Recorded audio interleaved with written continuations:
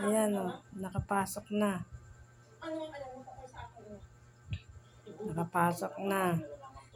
Diyan siya nagdaan sa bintanang yan. Ayan.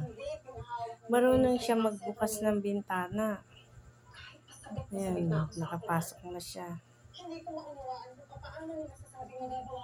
Doon niya sa kwarto natutulog. May sariling kwarto yan eh. Doon sa kabad siya natutulog. Ayun na isa naman, no? Napasok naman yung isa. Sunod-sunod na sila.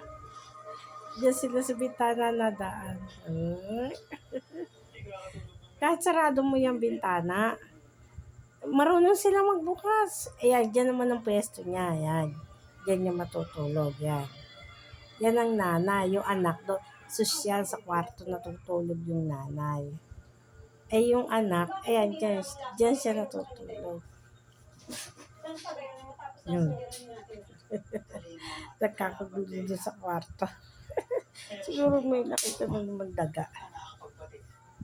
Tutulog na yung nanay dyan. Dyan na yan. Dyan na yan matutulog yung ina. Ayan na. Dyan na siya hanggang bukas ng umaga. Dyan na yan matutulog.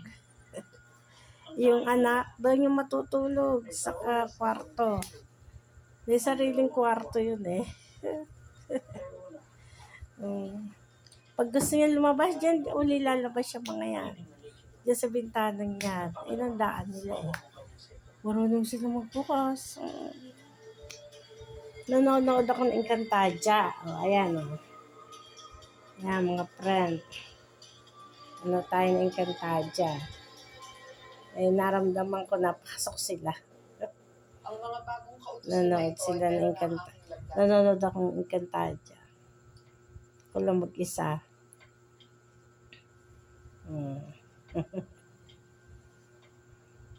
Na, babay na. Ayun o. Tutulog na siya. Diyan na yan matutulog. Dumaga na yan. Na, babay na mga friend.